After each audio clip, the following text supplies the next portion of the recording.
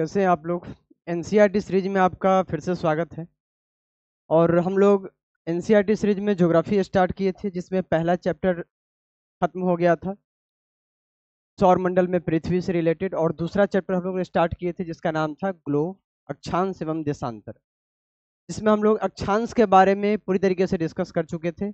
अब हमें देशांतर रेखा के बारे में डिस्कस करना है कि देशांतर रेखा क्या होता है। ये जो सीरीज है ये आपका वीक में 3 दिन आएगा। मंडे ट्यूसडे वेडनेसडे तो नहीं रहेगा, थर्सडे फ्राइडे सैटरडे 3 दिन आपका वीक में ही आएगा एनसीईआरटी सीरीज। अगर आप लोग का सपोर्ट प्यार रहा बना हुआ तो धीरे धीरे हम लोग हो सकता है कि वीक में 7 दिन ये टॉपिक लेक्चर जो है वो अपलोड होगा, और फिर आगे चल के हम लोग लाइव भी मिलेंगे, लाइव क्वेश्चन डिस्कस भी करेंगे ढेर सारे। और ज्योग्राफी के साथ साथ हिस्ट्री, पॉलिटी, उसके बाद आपका साइंस में जो फिजिक्स, केमिस्ट्री, बायोलॉजी है, ये सारा सीरीज आने वाला है। ठीक है, तो आप लोग अपना प्यार बनाए रखिए और इसी तरीके से कंटिन्यू कीजिए। कोशिश कीजिए कि अधिक से अधिक दोस्तों तक शेयर हो सारा इन्फॉर्मेशन।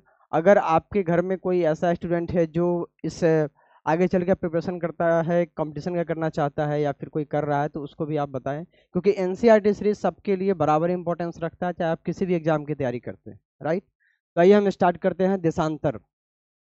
सबसे पहले क्या क्या हम लोग डिस्कस कर चुके हैं। हमने अक्षांश के बारे में जाना है, अक्षांश रेखा क्या होता है ये हम लोग पढ़ चुके हैं। उसके बाद ताप कटिबंध क्या होता है ये भी जाने थे। और ताप कटिबंध कितने होते हैं? 3 होते हैं। एक होता है उष्ण कटिबंध, एक क्या होता है शीतोष्ण कटिबंध, एक क्या होता है शीत कटिबंध। टोटल ताप कटिबंध कितने हैं? 3, उष्ण, शीतोष्ण और शीत। उष्ण कटिबंध उसे कहते हैं जहाँ पे सबसे ज्यादा उष्मा प्राप्त हो, उस एरिया को हम कहते हैं उष्ण कटिबंध। जिसमें थोड़ी सी गर्मी और थोड़ी सी ठंडी भी रहे, वहाँ पे क्या होता है शीतोष्ण कटिबंध। और शीत कटिबंध एक ऐसा एरिया है जहाँ पर मैक्सिमम क्या होगा, बर्फ होगा, जहाँ पर ठंडा ही ठंडा होगा, तो उस एरिया को हम बोलते हैं शीत कटिबंध। तो ये सारा टॉपिक हम लोग डिस्कस कर चुके हैं। आज का जो हमारा टॉपिक है देशांतर रेखा। तो देशांतर रेखा क्या होता है, ध्यान से सुनिएगा। ग्लोब में 2 चीज होता है, एक को हम बोलते हैं उत्तरी ध्रुव और दूसरा होता है दक्षिणी ध्रुव। तो उत्तरी ध्रुव को दक्षिणी ध्रुव से जो लाइन मिलाता है उस लाइन को कहा जाता है देशांतर रेखा। वैसी रेखा जो उत्तरी ध्रुव से दक्षिणी ध्रुव को मिलाए उसे हम क्या कहते हैं? देशांतर रेखा। ये जितने भी लाइनें हम खींच रहे हैं ये सभी कौन सी रेखाएं हैं? ये सभी देशांतर रेखाएं हैं। क्लियर है? तो ये चीज पॉइंट तो क्लियर हो गया कि देशांतर रेखा कौन सा होता है, जो लंबा लंबा होता है, जो उत्तरी ध्रुव को दक्षिणी ध्रुव से मिलाता है, उस रेखा को हम क्या बोलते हैं? देशांतर रेखा। दूसरा है सबसे इंपॉर्टेंट लाइन, देशांतर रेखाओं की लंबाई समान होती है। जैसे आप एक गुब्बारा ले ले या फिर एक फुटबॉल ले ले, और इस पॉइंट से इस पॉइंट को, सभी धागा को अगर मिलाएंगे तो सभी धागों की लंबाई क्या होगी? समान होगी। उसी तरीके से जितने भी देशांतर रेखाएं हैं सबकी लंबाई क्या होती है? समान। लेकिन जो अक्षांश रेखाएं होती हैं उनकी लंबाई समान नहीं होती है। इसमें क्या होता है, बीच में से जैसे जैसे हम ध्रुवों की तरफ जाते हैं अक्षांश रेखाओं की लंबाई घटती चली जाती है, जो कि पिछले लेक्चर में हम लोग डिस्कस कर चुके हैं। जो लोग इससे पीछे नहीं देखे हैं वो डिस्कस कर सकते हैं, देख सकते हैं। यानी अक्षांश रेखाओं की लंबाई घटती चली जाती है ध्रुवों की तरफ जाने पे, लेकिन देशांतर रेखाओं की लंबाई समान होती है। ठीक है, 2 इंपॉर्टेंट लाइन हमने बताया। तीसरा इंपॉर्टेंट बात यह है कि अगर आप ध्यान से देखें तो इसके बीच का डिस्टेंस देखें, 2 देशांतर रेखा के बीच का डिस्टेंस यहाँ पर चेक कीजिए, फिर यहाँ पे चेक कीजिए, फिर इस एरिया में चेक कीजिए, यहाँ पे चेक कीजिए, और फिर लास्ट में ध्रुव के पास देखिए। तो आप पा रहे हैं कि 2 देशांतर रेखाओं के बीच की दूरी धीरे धीरे घट रही है। यहाँ पर एरिया जो है घटता चलाया, ध्रुवों के पास आते आते 2 देशांतर रेखाओं के बीच की दूरी 0 हो जाती है। तो ये आपको याद रखना है कि देशांतर रेखाओं के बीच की दूरी समान नहीं होती है, लेकिन अक्षांश रेखाओं के बीच की दूरी लगभग समान होती है। और 2 अक्षांश रेखा के बीच की दूरी कितना होता है? 111 किलोमीटर। लेकिन 2 देशांतर रेखाओं के बीच की दूरी जैसे जैसे ध्रुवों की तरफ जाते हैं वैसे वैसे घटती चली जाती है। क्लियर है? अब हम इसके इंपॉर्टेंस पे बात करते हैं कि सर आप 2-2 रेखा क्यों पढ़ा रहे हैं, आप अक्षांश रेखा भी पढ़ाए, आप देशांतर रेखा भी क्यों पढ़ा रहे हैं? तो सुनिए ध्यान से। अगर आप किसी जगह के बारे में जानना चाहते हैं, किसी का एग्जैक्ट लोकेशन जानना चाहते हैं, तो उस पे आपको मैप की आवश्यकता है, और मैप में दो लाइन ऐसा है जो आपको मदद करेगा, एक अक्षांश रेखा और दूसरा है आपका देशांतर रेखा। इन दोनों रेखाओं की मदद से हम किसी जगह के बारे में एग्जैक्ट उसका लोकेशन जान सकते हैं। तो इसीलिए हमें दो रेखा की जरूरत है, एक अक्षांश रेखा और दूसरा देशांतर रेखा। फिर से कह रहे हैं ये सब हाइपोथेटिकल लाइंस है, ऐसा पृथ्वी पर खोजने जाइएगा तो आपको कोई लाइन मिलेगा नहीं, राइट। तो देखते हैं एनसीईआरटी क्या कह रहा है, जरा एनसीईआरटी का लाइन पढ़ते हैं, आइए मेरे साथ आप भी पढ़िए। देशांतर क्या है? किसी स्थान की स्थिति को बताने के लिए उस स्थान के अक्षांश के अतिरिक्त, जो कि हम पहले पढ़ चुके थे, उसके अलावा कुछ और जानकारियों की आवश्यकता भी होती है। आप देख सकते हैं कि प्रशांत महासागर में स्थित टोंगा द्वीप एवं हिंद महासागर में स्थित मॉरिशस द्वीप। अब एक बात यहाँ पे फिर से इंपॉर्टेंट हो गया ऑब्जेक्टिव के हिसाब से, कि टोंगा द्वीप कहाँ पे है? प्रशांत महासागर में। लेकिन मॉरिशस द्वीप कहाँ पे है? हिंद महासागर में। ठीक है, ये आपको याद रखना है। एक ही अक्षांश 20 डिग्री दक्षिण पर स्थित है, मतलब हिंद महासागर में जो टोंगा द्वीप है, सॉरी प्रशांत महासागर में जो टोंगा द्वीप है और जो हिंद महासागर में मॉरिशस द्वीप है, दोनों 20 डिग्री दक्षिणी अक्षांश पर ही स्थित है। तो फिर आइडिया लगाना मुश्किल हो जाएगा कि कहाँ पर है, क्योंकि दोनों 20 डिग्री दक्षिणी अक्षांश पर ही हैं। उनकी सही स्थिति जानने के लिए यह पता करना होगा कि उत्तर ध्रुव को दक्षिण ध्रुव से जोड़ने वाली संदर्भ रेखा से पूर्व या पश्चिम की ओर इन स्थानों की दूरी कितनी है। कहने का अर्थ ये है कि अगर ये कोई लोकेशन है तो इस लाइन के पास है, तो इसमें हमको ये भी पता होना चाहिए कि अगर एक लाइन देशांतर रेखा ये जा रहा है तो इससे ये कितना किलोमीटर पूरब है या कितना किलोमीटर पश्चिम है। तो इसके लिए आपको दो लाइन की जरूरत पड़ती है। तो इस तरीके से जो लाइन खींचा जाता है, जब आप मूवी में देखते हैं तो कोई बदमाश भाग रहा होता है तो पुलिस जो है कंप्यूटर पर लिए हुए उसका लोकेशन ट्रेस कर रहा होता है, तो उसमें आप इस तरीके से ग्रिड बना हुआ देखते हैं। ग्रिड क्या होता है? तो ये जो आप लॉन्ग लॉन्ग देख रहे हैं यह देशांतर रेखा, और जो ये लेटा हुआ देख रहे हैं यह अक्षांश रेखा। तो अक्षांश रेखाओं और देशांतर रेखाओं का एक जाल जो होता है उसे हम ग्रिड कहते हैं। क्या कहते हैं? ग्रिड। तो इसके मदद से वो लोकेशन पुलिस ट्रेस करता है कि भाई इस जगह पे है। तो इसमें देशांतर रेखा ही मदद करता है और अक्षांश रेखा ही मदद करता है। क्लियर है? आगे पढ़ते हैं क्या लिखा हुआ है एनसीईआरटी में। इन संदर्भ रेखाओं को देशांतरीय यामोत्तर कहा जाता है। मतलब अक्षांश के अलावा जो दूसरी नीड है वो किस रेखा की है? देशांतर रेखा की है। बाकी जो इंपॉर्टेंट पॉइंट था वो हमने आपको स्टार्टिंग में बता दिया। क्या क्या बताया एक बार फिर से बताइए। देशांतर रेखाओं की बीच की दूरी ध्रुवों की तरफ जाने पे घटती चली जाती है। देशांतर रेखाएं वैसी रेखाएं होती है जो उत्तरी ध्रुव को दक्षिणी ध्रुव से मिलाती है।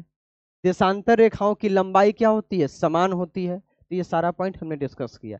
दो फैक्ट जो आपके एनसीईआरटी लाइन में छिपा हुआ था ये भी हमने बताया कि जो प्रशांत महासागर उसमें कौन सा द्वीप है? टोंगा द्वीप स्थित है, और मॉरिशस द्वीप कहाँ पर स्थित है? हिंद महासागर में। क्लियर है? आगे हम बढ़ते हैं नेक्स्ट पेज की तरफ, देखते हैं नेक्स्ट पेज में एनसीईआरटी आपसे क्या कह रहा है। एक एक लाइन भाई इंपॉर्टेंट है, जहाँ पर जो इम्पोर्टेंस है वही हम आपको बता रहे हैं। पूरा किताब तो आपको याद नहीं करना है, रटना नहीं है, समझना है। जो जो फैक्ट मिले उसको नोट डाउन करना है, राइट। उनके बीच की दूरी को देशांतर के अंशों में मापा जाता है। प्रत्येक अंश को मिनट में तथा मिनट को सेकेंड में विभाजित किया जाता है। मतलब प्रत्येक डिग्री को मिनट में और मिनट को सेकेंड में विभाजित किया जाता है। ये अर्धवृत्त है, मतलब देशांतर रेखा जो है अर्धवृत्त है। अब अर्धवृत्त कैसे है सो समझिए। एक गोला है, मान लीजिए एक गोला है, तो इस पॉइंट से नीचे की तरफ हम मिलाएंगे तो इधर से अगर हम जाएंगे तो अगर एक गोला है जैसे एक फुटबॉल है तो ये आपका उत्तरी ध्रुव और दूसरा दक्षिणी ध्रुव है, तो इससे इसको मिलाएं और अगर हम इधर वाले हिस्से को मिला दे तो कुछ ये गोला टाइप नहीं बन जाएगा? लाइन जो है गोला टाइप बन जाएगा। तो आप अर्धवृत्त कैसे बोल रहे हैं? तो इस पॉइंट से इस पॉइंट को मिलाने वाला इतना बीच का हिस्सा इधर का आधा गोला नहीं लग रहा है देखने में? तो इसीलिए अर्धवृत्त जैसा है। मतलब देशांतर रेखा जो है, चूंकि हमारा पृथ्वी लगभग गोलाकार है, तो इसीलिए वो जो लाइन है देशांतर रेखा वो कैसा है? अर्धवृत्ताकार है। पूरी तरीके से वृत्त तो नहीं है, अर्धवृत्ताकार है एक एक लाइन। तथा उनके बीच की दूरी ध्रुवों की तरफ बढ़ने पर घटती जाती है। ये बात हमने आपको स्टार्टिंग में बता दिया कि ध्रुवों की तरफ जाने पर देशांतर रेखाओं के बीच की दूरी घटती चली जाती है और ध्रुवों पर शून्य हो जाती है। ठीक है, उसके बाद अक्षांश रेखाओं से भिन्न सभी देशांतर या उत्तर की लंबाई समान होती है। हम आपको याद करवा चुके हैं अभी जस्ट कि सभी देशांतर रेखाओं की लंबाई समान होती है, इसलिए इन्हें सिर्फ मुख्य संख्याओं में व्यक्त करना कठिन था। तब सभी देशों ने निश्चय किया कि ग्रीनविच, जहां ब्रिटिश राजकीय वेधशाला स्थित है, से गुजरने वाली यामोत्तर से पूर्व और पश्चिम की ओर गिनती शुरू की जाए और इस यामोत्तर को प्रमुख यामोत्तर कहते हैं। अब आप इसको समझिए हमारी भाषा में। अब क्या है कि हमारा जो कंट्री है वो उतना विकसित नहीं है और कई सारे कंट्री उतने विकसित नहीं है। तो जो आपका इंग्लैंड है, इन लोगों का योगदान शुरू से रहा है हर चीज़ में, साइंस से लेके और जो पृथ्वी से रिलेटेड गणना में है, तो इन सब चीज़ों में हम लोग के देश का योगदान कम रहा है, अब बाकी अन्य देशों का योगदान ज़्यादा रहा है। तो इन्हीं लोग के जिद के वजह से, चूंकि इन लोगों का कंट्रीब्यूशन ज़्यादा था, तो इन लोगों के मनमानी के वजह से क्या हुआ कि वहीं पर मान लिया गया कि चलो भाई ठीक है, जो इंग्लैंड में एरिया है ब्रिटिश जो है, वहीं से एक रेफरेंस लाइन खींच लेते हैं। भाई आपको अगर पूरा मापना है, पश्चिमी जाना है, पूरब भी जाना है, तो किसी एक को रेफरेंस मानिएगा। तो ब्रिटेन वाले एरिया में एक जगह को ले लिया गया कि भाई ये है 0 डिग्री, अब इससे तुम पूरब जाओ और पश्चिम जाओ। पूरब कहाँ तक जा सकते हैं? तो 180 डिग्री तक, और पश्चिम में भी हम कहाँ तक जा सकते हैं? 180 डिग्री तक जा सकते हैं। क्लियर है? तो याद रखिएगा, जो प्रमुख यामोत्तर है वो कहाँ से गुजरता है? वो ब्रिटेन से गुजरता है। कहाँ से? ब्रिटेन से। राजकीय वेधशाला स्थित है ब्रिटेन में, इंग्लैंड में, वहां से गुजरता है। और प्रमुख यामोत्तर का मान कितना है? 0 डिग्री। कितना डिग्री है? 0 डिग्री। तो ऑब्जेक्टिव क्वेश्चन कैसे डिजाइन होगा कि प्रमुख यामोत्तर का मान कितना डिग्री है? 0 डिग्री। कहाँ से गुजरता है? तो ब्रिटिश राजकीय वेधशाला से गुजरता है, यानी कि इंग्लैंड से गुजरता है। और इससे पूर्व हम जाएंगे तो भी 180 डिग्री तक जाएंगे, और पीछे आएंगे पश्चिम में तो भी कहाँ तक जाएंगे? 180 डिग्री तक। क्लियर है? आगे बढ़ सकते हैं हम। चलिए आगे हम बढ़ते हैं। आगे क्या कह रहा है? ग्रिड क्या होता है हमने आपको बताया, इसमें तो कोई दिक्कत नहीं है। अक्षांश रेखाओं और देशांतर रेखाओं के द्वारा जो एक नेट जैसा बन जाता है, एक जाल जैसा बन जाता है, उसे हम लोग क्या कहते हैं? ग्रिड कहते हैं। ये जो आप बीच में देख रहे हैं ये लाइन, यही है प्रमुख यामोत्तर, जिसका डिग्री क्या है? 0 डिग्री। और ये कहाँ से गुजर रहा है? ये इंग्लैंड से गुजर रहा है। राइट? ग्रिड तो आपको समझ में आ गया। ये जो आप लाइन देख रहे हैं, तो इस तरीके से जो जा रहा है अक्षांश रेखा है, और ऊपर से जो आ रहा है ये सब क्या है? देशांतर रेखा। तो दोनों रेखाओं की मदद से जो बनता है उसे हम ग्रिड कहते हैं। क्या यहाँ तक किसी को कोई दिक्कत? आगे हम बढ़ सकते हैं। जो हमारे लिए इंपॉर्टेंट पॉइंट है वही हम पढ़ेंगे, पूरा लाइन तो हमें याद नहीं करना है, क्योंकि ये कहानी की तरह बनाया गया है उसको समझाने के लिए। राइट? आगे हम देखते हैं कि आपका इंपॉर्टेंट पॉइंट कहाँ मिलने वाला है। ये आप देख रहे हैं मैप है, और इस मैप में ये कुछ बताया गया है देशांतरी रेखा और अ, अक्षांश रेखाओं से रिलेटेड, कि विश्व के समय क्षेत्र क्या होता है कि अगर किसी देश का साइज काफ़ी बड़ा है तो पूरे देश में समय तो एक ही होगा। ऐसा नहीं कि आप मुंबई में है, मुंबई से कॉल किए कि मेरे यहाँ 2 बज रहा है, और हम बिहार से कॉल कर रहे हैं कि भैया मेरे यहाँ 5 बज रहा है, ऐसा तो नहीं है। तो पूरे एक देश का लगभग एक टाइम जोन सेम डिसाइड किया जाता है। हाँ, अगर देश का एरिया काफ़ी लंबा चौड़ा है तो वहाँ का टाइम जोन अलग अलग एरिया का अलग अलग भी हो सकता है। जैसे रूस में 11 मानक समय है। रूस में कितने मानक समय है? 11। लेकिन अपने यहाँ मानक समय एक ही है। अपने यहाँ मानक समय कितना है? एक है। अब सवाल उठता है कि सर मानक समय क्या होता है? तो किसी देश में लगभग उसके बीचों बीच से एक लाइन, रेफरेंस लाइन लिया जाता है, और वहां पर देखा जाता है कि वहां पर टाइमिंग क्या है, और उसी के अकॉर्डिंग उसी टाइम को पूरे देश का टाइम घोषित कर दिया जाता है। तो पूरे देश का घड़ी में सेम वही टाइम आएगा और सबका टाइमिंग सेम मैच करेगा। ठीक है? तो वो है मानक समय। मतलब मानक समय वो टाइम जो आपको बताया जाएगा उसी के अकॉर्डिंग पूरे देश का टाइम होगा। क्लियर है? आइए हम पढ़ते हैं एनसीईआरटी भाषा में और आगे क्या लिखा गया है। लिखा गया है देशांतर और समय। आज से बहुत साल पहले की बात है। यहाँ पे लिखा गया है, समय को मापने का सबसे अच्छा साधन पृथ्वी, चंद्रमा एवं ग्रहों की गति। ऑब्जेक्टिव में आ सकता है किसी भी एग्जाम में। ऑब्जेक्टिव में ये क्वेश्चन हम कई बार देख चुके हैं कई एग्जाम में, तो ये पूछा जा सकता है कि समय को मापने का सबसे अच्छा साधन क्या है? पृथ्वी, चंद्रमा एवं ग्रहों की गति। इसमें क्या है कि आज से बहुत समय पहले जब लोगों के पास घड़ी नहीं हुआ करता था तो लोग जो है वो ग्रहों की गति, सूर्य के द्वारा बनने वाली छाया के आधार पे समय का अंदाजा लगाते थे। जैसे आप सुबह में जब चलते हैं तो आप देखते हैं कि आपका छाया काफी लंबा होता है, और दिन में 12 बजे आप देखते हैं तो आपका जो छाया है वो लगभग शून्य के बराबर होता है, लगभग छाया दिखता ही नहीं है, बनता ही नहीं है।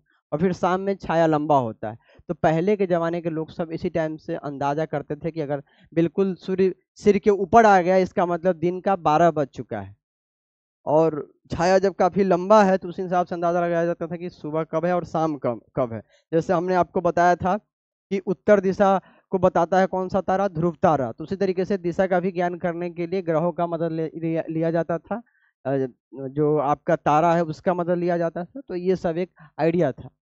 सूर्योदय एवं सूर्यास्त प्रतिदिन होता है, अतः स्वाभाविक ही है कि यह पूरे विश्व में समय निर्धारण का सबसे अच्छा साधन है। बिल्कुल, सूरज हर जगह निकलता है तो सूरज के हिसाब से छाया जो है वो हर जगह बनता है, आइडिया हर जगह लगाया जा सकता है। स्थानीय समय का अनुमान सूर्य के द्वारा बनने वाली परछाई से लगाया जाता है। जो परछाई बनता है, जैसा कि हमने कहा कि मॉर्निंग टाइम में आपका परछाई थोड़ा लंबा होता है, अब 12 बजे के आसपास आपका परछाई लगभग नहीं के बराबर होता है, क्योंकि सूर्य जो है वो आपके सिर के जस्ट ऊपर होता है, इसलिए छाया परछाई नहीं बन पाता। दोपहर में सबसे छोटी एवं सूर्योदय तथा सूर्यास्त के समय सबसे लंबी छाया होती है, परछाई सबसे लंबी होती है। ग्रीनविच पर स्थित प्रमुख याम उत्तर पर सूर्य जिस समय आकाश के सबसे ऊंचे बिंदु पर होगा उस समय यामोत्तर पर स्थित सभी स्थानों पर क्या होगा, दोपहर। यानी जो प्रमुख यामोत्तर है 0 डिग्री, उस समय आकाश में सूर्य जब सबसे ऊंचे बिंदु पर होगा, जब सूर्य के ठीक सबसे ऊपर होगा, तो उस समय उस एरिया में सभी जगह पर क्या होगा, दोपहर का टाइम होगा। नेक्स्ट, क्योंकि पृथ्वी पश्चिम से पूर्व की ओर चक्कर लगाती है, अतः वे स्थान जो ग्रीनविच के पूर्व में है, अब ग्रीनविच लाइन है 0 डिग्री, ब्रिटिश वाला, ब्रिटेन वाला, तो इससे जो एरिया पूर्व में है उसके बारे में कह रहा है कि उनका समय ग्रीनविच समय से आगे होगा। क्या होगा, आगे। आप समझिए कि हमारा जो भारत है वो 0 डिग्री जो प्रमुख यामोत्तर है उसके पूरब में स्थित है, और तो और ये 82.5 डिग्री पूर्वी देशांतर में स्थित है। हमारा जो इंडिया है वो ग्रीनविच लाइन से 82.5 डिग्री पूर्वी देशांतर में स्थित है। और एक इम्पोर्टेंट बात और, कि जो हमारा इंडिया है इसका टाइम, ये जो ब्रिटेन का टाइम है इंग्लैंड के टाइम से 5 घंटा 30 मिनट आगे है। यानी जब आप इंग्लैंड में क्रिकेट देख रहे होंगे और आपका दोस्त इंडिया में क्रिकेट देख रहा होगा, तो उस समय आप चेक कीजिएगा तो इंग्लैंड वाले आपके घड़ी में उस समय बज रहा होगा दिन का 2। तो अगर वहाँ दिन का 2 बज रहा है तो आपके यहाँ इंडिया में समय हो रहा होगा शाम का 7:30 बज रहा होगा। यानी इंग्लैंड के टाइम से अपना टाइम 5 घंटा 30 मिनट भाई आगे है। क्लियर है? क्यों? क्योंकि ये 82.5 डिग्री पूर्वी देशांतर में स्थित है। राइट, आगे आगे हम बढ़े। ये सब तो कहानी है छोटी मोटी, आप एक बार ध्यान से देख लीजिएगा, ये आपके लिए उतना इम्पोर्टेंट नहीं है। हम मानक समय क्यों मानते हैं? अलग अलग यामोत्तर पर स्थित स्थानों के स्थानीय समय में अंतर होता है, बात तो सही है, अलग अलग देश का टाइमिंग थोड़ा सा डिफरेंट हो सकता है। अब इसमें कुछ लाइन कह रहा है, देखिए क्या है। इस लाइन को थोड़ा सा पढ़ लेते हैं, एनसीईआरटी का लाइन है, इंपॉर्टेंट है। करा उदाहरण के लिए बहुत से देशांतरों से होकर गुजरने वाली रेलगाड़ियों के लिए समय सारणी तैयार करना कठिन होगा। भारत में गुजरात के द्वारका, ये ऑब्जेक्टिव क्वेश्चन में यहाँ से डिजाइन होता है, गुजरात के द्वारका तथा असम के डिब्रूगढ़ के स्थानीय समय में लगभग 1 घंटा 45 मिनट का अंतर होगा। अगर आप एग्जैक्ट यहाँ से यहाँ का टाइम देखें, गुजरात का द्वारका तथा असम का जो डिब्रूगढ़ है, तो अगर इस एरिया का आप टाइम देखेंगे तो उस हिसाब से देखा जाए तो 1 घंटा 45 मिनट का अंतर होगा। इसलिए यह आवश्यक है कि देश के मध्य भाग से होकर गुजरने वाली किसी यामोत्तर के स्थानीय समय को देश का मानक समय माना जाए। अब यहाँ का कुछ और बता रहा है, यहाँ का कुछ और बताया जाएगा, तो अगर हम इस साइड का मानेंगे तो इस साइड वाला नाराज हो जाएगा, क्योंकि उसका घड़ी का टाइम थोड़ा सा उठपटांग लगेगा। तो इसीलिए क्या किया गया कि बीच वाले एरिया को चुना गया कि ना ये ज़्यादा इसको दिक्कत होगा ना ज़्यादा इसको दिक्कत होगा।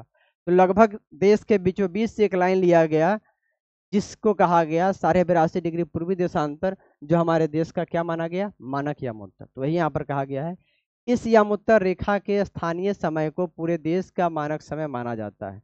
यानी यहाँ से एक लाइन जो एज्यूम किया गया है, तो इस एरिया में जो टाइम होगा उसी टाइम को पूरा देश का टाइम घोषित कर दिया गया कि भैया देख लो, अब लड़ाई मत करना, 1 घंटा 45 मिनट का अंतर है तो कोई बात नहीं, हम बीच में से एक लाइन डिसाइड करते हैं, वहाँ का जो टाइम होगा उसको हम पूरे देश का टाइम डिसाइड करेंगे। ठीक है, तो 82.5 डिग्री पूर्वी देशांतर को अपने भारत का क्या माना गया, मानक यामोत्तर माना गया है, और इस यामोत्तर के स्थानीय समय को पूरे देश का मानक समय माना जाता है। इसे भारतीय मानक समय के नाम से जाना जाता है। आपसे पूछा जाएगा कि भारतीय मानक समय क्या है, तो 82.5 डिग्री पूर्वी देशांतर, ये जो समय है वही है मानक समय, राइट। उसके बाद कह रहा है, ये लंदन वाला कहानी हमने आपको सुना दिया कि अगर आप लंदन में क्रिकेट देख रहे हैं तो वहाँ पे 2 बज रहा होगा, तो अपने यहाँ शाम का 7:30 बज रहा होगा। क्यों? क्योंकि लंदन के इंग्लैंड से अपने यहाँ का जो टाइम है उसमें अंतर है, अपना यहाँ का टाइम 5 घंटा 30 मिनट आगे है। इतना बार बोलने का एक ही रीजन है कि आपको याद हो जाए, दिमाग में बार बार मेरी बातें टकराएं। क्लियर है? आगे बढ़ते हैं। भारत ग्रीनविच के पूर्व, यानी जो 0 डिग्री रेखा है इंग्लैंड वाला, इससे पूरब में स्थित है। कहाँ? 82.5 डिग्री पूरब में स्थित है, तथा यहाँ का समय ग्रीनविच समय से 5 घंटा 30 मिनट आगे है। जबकि लंदन में दोपहर के 2 बजे होंगे तो भारत में शाम का 7:30 बजेगा। यही बात उतनी देर से हम बता रहे हैं। अब क्या होता है कि कुछ देश का एरिया काफ़ी अलग टाइप का होता है, काफ़ी लंबा चौड़ा होता है, तो वहाँ पर एक मानक समय नहीं होता है, ज़्यादा मानक समय। जैसे अपने यहाँ तो एक ही मानक समय है, 82.5 डिग्री पूर्वी देशांतर। तो वही बात लिखा गया कि कुछ देशों का देशांतरीय विस्तार अधिक होता है, जिसके कारण वहाँ एक से अधिक मानक समय अपनाए गए हैं। और आपके लिए काम का बात क्या है, याद रखने वाला चीज़ कि रूस में 11 मानक समय को अपनाया गया है। रूस में कितने मानक समय को अपनाया गया है? 11 मानक समय को अपनाया गया है। और पृथ्वी को 1-1 घंटे वाले 24 समय क्षेत्रों में बांटा गया है। ये भी आप याद रखिएगा कि पृथ्वी को 1-1 घंटे वाले 24 समय क्षेत्रों में बांटा गया है, और इस प्रकार प्रत्येक समय क्षेत्र 15 डिग्री देशांतर तक के क्षेत्र को घेरता है। और इस तरह आपका चैप्टर हुआ समाप्त। और अब हम चलते हैं अभ्यास के तरफ, यानी कि क्वेश्चन की तरफ। और हम जानते हैं कि आप इतने अच्छे से अगर पढ़े होंगे तो जवाब तो आप इजी वे में दे सकते हैं। तो आइए देखते हैं क्या है। पहला क्वेश्चन क्या कह रहा है भाई? पहला कह रहा है, देखिए क्वेश्चन आप खुद से बनाइए, एनसीईआरटी का जो क्वेश्चन है। अगर आप लेक्चर नहीं देखे हैं तो ध्यान से सुनिए। हमारा जहाँ तक अपना मन मानता है कि हमें लगता है कि हम काफ़ी अच्छे से आपको समझा रहे हैं। अब इससे अच्छे से क्या होगा, नॉर्मली आपको एक एक लाइन अच्छे से समझा रहे हैं, याद करवाने की कोशिश कर रहे हैं। आप ध्यान से सुनिएगा तो आपको याद होगा। ठीक है, तो आप सीरीज देखिए, क्वेश्चन बनाइए, खुद से बनाने का प्रयास कीजिए। देखिए पहला क्वेश्चन क्या कह रहा है, पृथ्वी का सही आकार क्या है? ये आप जानते हैं, आप अपने नोटबुक में खुद से लिखिए। ग्लोब क्या है? ये भी हमने डिस्कस किया है। अगर आपको नहीं याद है तो जो फर्स्ट लेक्चर है ग्लोब के बारे में जो हम बताए थे, वहाँ पर आप ध्यान से सुनिए, हमने बोला है क्लियर लाइन, और बुक में भी आपके लिखा है। कर्क रेखा का अक्षांशीय मान क्या है? तो कर्क रेखा का अक्षांशीय मान का मतलब क्या हुआ? कर्क रेखा कितना डिग्री पर? तो 23.5 डिग्री उत्तरी अक्षांश, यही तो है कर्क रेखा। पृथ्वी के 3 ताप कटिबंध अभी अभी स्टार्टिंग में हम डिस्कस किए, कितने ताप कटिबंध है। अक्षांश एवं देशांतर रेखाएं क्या है? ये भी हमने अच्छे से डिस्कस किया है। उष्मा की सबसे अधिक मात्रा उष्ण कटिबंध में क्यों प्राप्त करते हैं? इसलिए प्राप्त करते हैं कि रीजन आपको पहले से पता है, हम अभी नहीं बताने वाले हैं भाई। जब भारत में शाम के 5:30 बजते तो लंदन में दोपहर के 12 क्यों बजते हैं? क्योंकि हमारा देश आगे है उसके टाइम जोन से या पीछे है, ये भी आपको अभी रीजन क्लियर किया गया है। हम ऑब्जेक्टिव में आपका मदद कर सकते हैं, क्योंकि आपके एग्जाम में ऑब्जेक्टिव आएगा। ये सब आप सोच के आराम से लिख सकते हैं अपने लैंग्वेज में। अब आपको अगर कल को बीपीएससी मेंस लिखना होगा तो आपको थोड़ा सोचना होगा ना, तो आप बुक का मदद लीजिए या फिर हम जो आपको कहानी की तरह सुना रहे हैं उसका मदद लीजिए, लेकिन कोशिश कीजिए खुद से कुछ लिखने का। ठीक है, आगे बढ़ते हैं। प्रमुख यामोत्तर का मान कितना है बताइए? 90 डिग्री, 0 डिग्री, 60 डिग्री। तब प्रमुख यामोत्तर जो है वो तो लंदन से लिया गया है, इंग्लैंड वाले एरिया में खींचा गया है, तो वहां पे तो उसको रेफरेंस में 0 डिग्री माना गया है, तो वो क्या है? 0 डिग्री। शीत कटिबंध किसके नजदीक पाया जाता है? तो ठंडा सबसे ज्यादा किधर होगा? ध्रुव के पास, तो एरिया कौन होगा? ध्रुव। देशांतरों की कुल संख्या कितनी है? तो अभी हमने बताया कि 180 इधर, 180 उधर, टोटल कितना? 360। दक्षिण ध्रुव वृत्त स्थित है, दक्षिण ध्रुव वृत्त स्थित है। दक्षिण ध्रुव किधर होगा? दक्षिणीय गोलार्ध में ना होगा भाई, तो दक्षिणी गोलार्ध में। ग्रिड किसका जाल है? अभी हमने बताया कि अक्षांश रेखा आद्यशांतर रेखा को ऐसे ऐसे कर दीजिए, इससे जो बना वही जाल क्या? ग्रिड। तो अक्षांश एवं रेखाओं देशांतर रेखा या मतलब का क्लियर है। मकर रेखा डैश पर स्थित है। मकर रेखा 23.5 डिग्री दक्षिणी अक्षांश पर स्थित है। भारत का मानक यामोत्तर 82.5 डिग्री पूर्वी देशांतर है।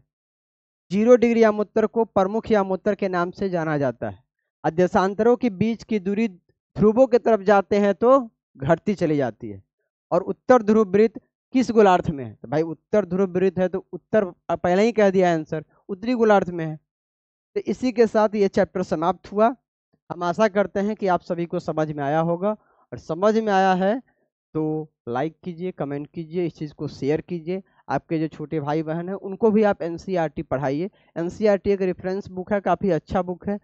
हमारा कोशिश ये रहेगा कि जो एनसीईआरटी सीरीज है वो काफ़ी लंबे समय तक चले, और इसमें साइंस, एसएसटी के सारे पार्ट, साइंस के सारे पार्ट, सारे चीज़ इन्वॉल्व हो। बस आप लोग का प्यार और सपोर्ट चाहिए, ठीक है। Thank you very much. Clear? तो मिलते हैं नेक्स्ट लेक्चर में। नेक्स्ट लेक्चर आपका कब होगा? वो होगा